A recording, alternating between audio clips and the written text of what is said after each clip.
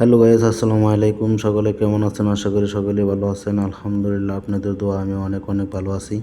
আজকে চলে আসলাম বাতা মার্কেট লুলু।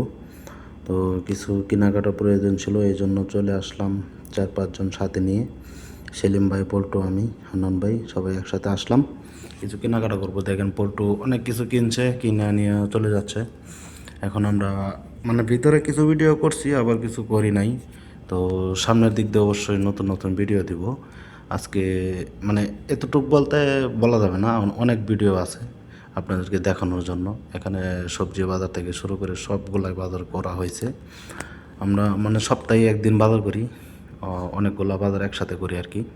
তো এখানে ওই যে দেখেন, একটা মালের সমস্যা হয়েছিল, তো এই জন্য সেলিম ভাই এটাকে রিটার্ন করে দিন। ডিসকাউন্টের কথা বললে তারপর আর ডিসকাউন্ট দেওয়া হয় নাই, এই জন্য সেলিম ভাইকে বললাম তো ওই মালটা রিটার্ন করে দাও, চেঞ্জ করো। এই জন্য চেঞ্জ করা হচ্ছে।